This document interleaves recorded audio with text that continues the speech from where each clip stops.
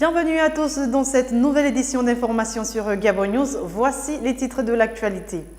Prévu reprendre ce lundi 30 juin après l'Assemblée générale du syndicat national des enseignants-chercheurs. Les cours n'ont malheureusement pas redémarré à l'université Omar Bongo. Les portes des salles de classe sont restées fermées toute la journée malgré la présence massive des étudiants. Reportage dans un instant.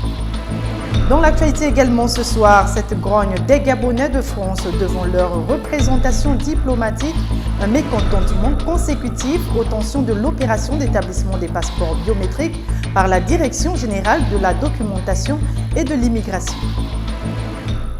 Elle avait été décidée vendredi dernier lors de l'Assemblée générale du SNEC, entendez Syndicat national des enseignants-chercheurs. La reprise des cours à l'université Omar Bongo n'a pas été effective ce lundi. Les amphithéâtres sont restés fermés malgré la forte présence des étudiants au sein du campus universitaire. Le constat dans ce reportage de Patrick Charfery, Martial Tsonga, sous les images de Rufi Tsoga. Les étudiants, les enseignants et même les gendarmes étaient présents au sein du campus pour attendre la reprise des cours suggérée par le recteur et qui avait été avalisée par le syndicat national des enseignants-chercheurs lors de son assemblée générale. Il n'y a pas de professeurs, les salles sont fermées comme vous le constatez. Vous pouvez vous-même filmer, les salles sont fermées, les étudiants déambulent dans les ruelles de l'université, on ne sait pas. Quelle raison peut-on donner à ce statu quo? Les étudiants et l'administration n'ont pas le même regard. Écoutez, on a arrêté les cours il y a plus d'un mois. Il y a des étudiants qui se retrouvent hors de Libreville. Des enseignants aussi, donc il va falloir attendre. Comment est-ce qu'on va reprendre les cours? Dans la mesure où lorsque les enseignants ont suspendu les cours, c'était par rapport aux deux problèmes majeurs qui ont entraîné des heurts entre gendarmes et étudiants. Donc lorsqu'ils reviennent, le problème n'a pas trouvé de solution. Donc les cours ne peuvent pas reprendre. Au vu de la situation, c'est au cours de la semaine qu'on pourra être fixé sur une éventuelle reprise. Le recteur attend que les directeurs des départements et les doyens lui fassent parvenir le rapport sur le niveau de reprise des activités. Pour l'heure, on ne peut pas aller vite en besogne en disant que il n'y a pas véritablement reprise. Pour l'instant, c'est le calendrier académique qui attend d'être rattrapé. Les types de drogue et leurs conséquences sur la santé physique et mentale, c'est le thème développé et présenté par le docteur Frédéric Mbungu Mabiala devant un public venu assister à l'arbre à palabre organisé par l'UJPDG au profit de la jeunesse librévilloise. Les détails dans ce reportage de Cornelia Soka Kenyongori sous les images de Justin Bitigui. Selon l'Organisation mondiale de la santé, 3 sur 4 types de drogues recensées sont consommés au Gabon. 3 ou disons 4 groupes de drogues. Il y a d'abord les premiers groupes sont les drogues qu'on appelle des drogues sédatives. Le deuxième groupe, ce sont ce qu'on appelle les psychoanaleptiques stimulants, ce sont des produits qui stimulent, qui donnent de la force. Le troisième groupe, ce sont ce qu'on appelle les produits psychodysleptiques, c'est-à-dire qui perturbent le fonctionnement mental. Le quatrième groupe, ce n'est pas vraiment un groupe vraiment si individualisé que ça, mais c'est parce que je l'ai mis là-bas, parce que ce sont des produits licites que la loi autorise. L'alcool, la loi autorise, mais c'est une drogue. Le tabac, la loi autorise, mais c'est une drogue.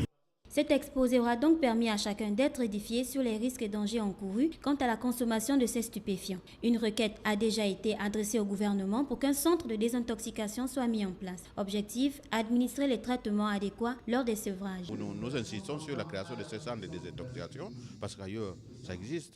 Quand vous vous installez vraiment durablement, par exemple, dans une drogue comme la cocaïne, ailleurs, certains pays ont mis en place une politique qui aide ces toxicomanes à pouvoir s'en sortir. La jeunesse est désormais invitée à adopter un comportement plus responsable et à servir de relais à tous pour un mieux-être physique et mental. L'arbre à palabre organisé par le Bureau national de l'UJPDG a permis aux éléments des forces de police nationales d'édifier les jeunes sur les dangers des drogues et des produits nocifs à la santé. Un exposé qui a suscité l'intérêt de ce jeune public, principal victime de ces stupéfiants. Un reportage de Kenny Ngori sous les images de Justin Bitigui.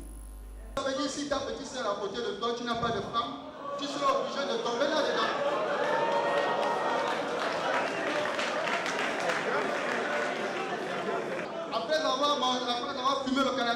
on devient comme un guerrier, on n'a plus de pitié. Et à force de le faire, on va perdre de notions, on va devenir fou.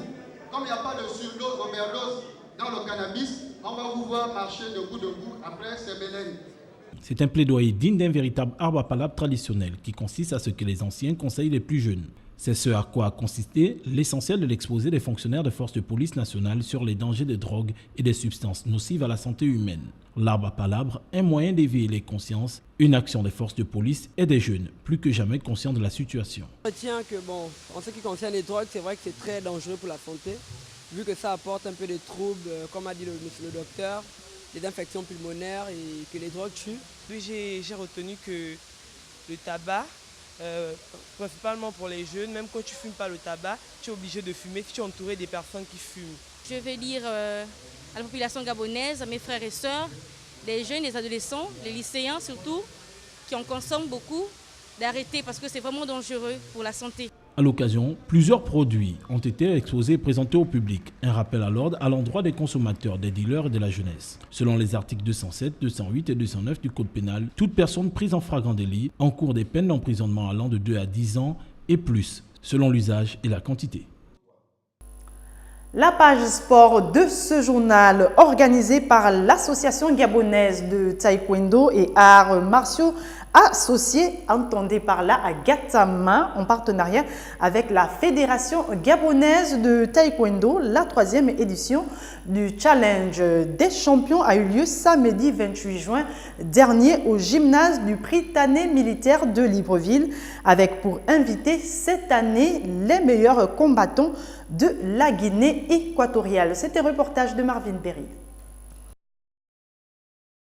La 3e édition du Challenge des champions qui oppose les champions du Gabon de taekwondo a été marquée par la participation pour cette année des meilleurs athlètes de la Guinée équatoriale dans les catégories olympiques, à savoir moins de 58 kg, moins de 68 kg, moins de 80 et plus de 80 kg chez les hommes. Une édition qui a vu la victoire du Gabonais Guéma Eric Zoulier face au Guinéen Mokologo Arcel Joël en combat final dans les plus de 80 kg.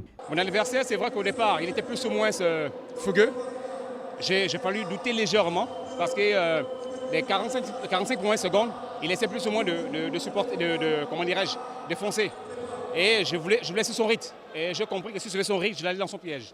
J'étais obligé de me calmer, changer les stratégies, l'attendre en contre et l'attaquer quand il baisse légèrement les bras. Le coach guinéen dit être satisfait de la prestation de ses poulains malgré le temps très court de préparation et tire des enseignements de cette participation. Mon poulain a eu un problème physique. Parce que nous avons eu une préparation pour cette invitation de 2 semaines. Ce n'était pas suffisant. Une préparation de 2 semaines, on ne peut pas sortir un bon combat de haut niveau. Nous sommes en train de commencer à nous faire voir. Nous apprenons. Donc pour nous, aujourd'hui, c'est une leçon de plus que nous avons pris pour le futur de demain. Autre victoire enregistrée chez les hommes, Junior Wora dans les moins de 80 kg. Chez les dames, Emmanuela Atora dans les moins de 67 kg. Rappelons que ce challenge est une compétition qui fait la promotion du taekwondo gabonais et une plateforme de découverte de talents qui deviendront champions, à l'exemple d'Anthony Obama. L'actualité hors de nos frontières à présent. Souvenez-vous, ces dernières années, les demandes de passeports gabonais se sont multipliées de manière constante. En France, ces passeports hautement sécurisés seront désormais délivrés par une équipe de la Direction générale de la documentation et de l'immigration qui sera de manière permanente dans les locaux de l'ambassade du Gabon en France. Les précisions sont de Jacques Jarel-Sika, notre correspondant à Paris. Je suis là depuis lundi. Lundi à 5h du matin. Bonjour le Gabon. Vous voyez ce qui se passe là? C'est grave, hein? Moi je suis dépassé.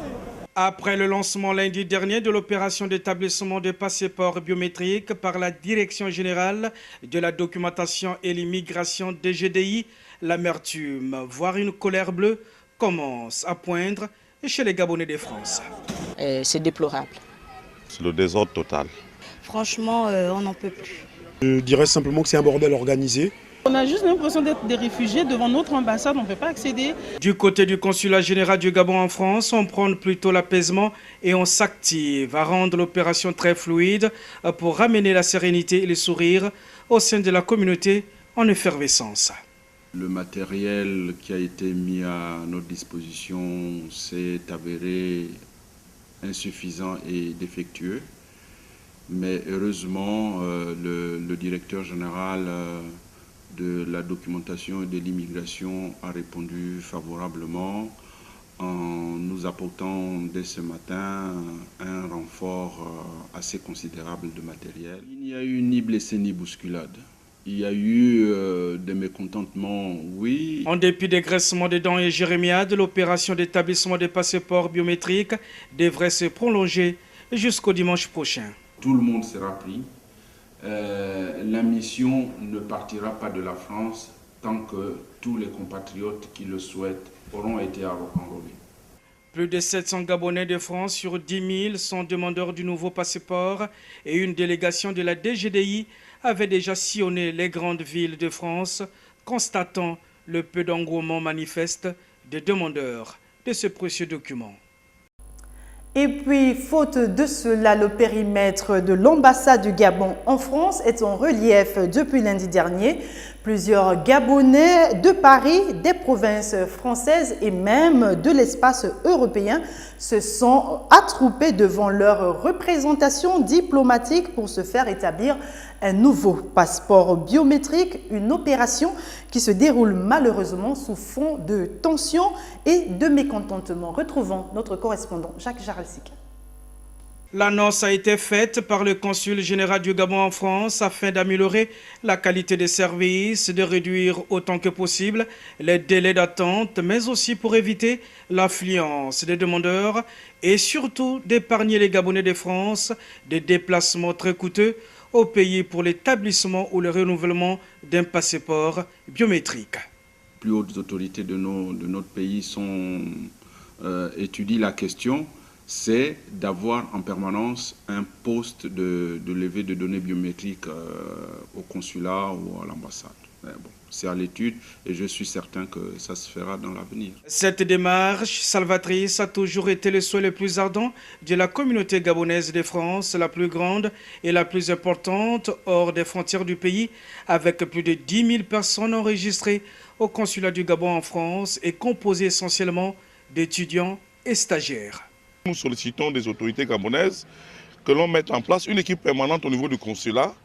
Comme dans les autres ambassades, de cette façon-là, on pourrait se déplacer à n'importe quel moment. Ensuite, avoir les passeports dans les bons délais. Pourquoi pas 3 semaines comme ça se fait dans certaines ambassades. Ce serait quand même une bonne chose. C'est un petit peu dommage de devoir attendre qu'une délégation vienne de Libreville pour Paris, pour faire le tour un petit peu des grandes villes de France. Vivement que ceux qui ont la moindre parcelle d'autorité dans ce domaine trouvent une solution idoine pour que demain soit meilleur qu'aujourd'hui et qu'on ne parle plus d'incidents ni d'attroupements sous le soleil de plomb ou le froid hivernal des Gabonais devant le portail de leur représentation diplomatique avec des visages courroucés et le moral dans les chaussettes. C'était l'essentiel de l'actualité de ce lundi. Merci pour votre attention. L'actualité se poursuit sur www.gabonnews.com. Quant à moi, je vous retrouve demain lorsqu'il sera 20h.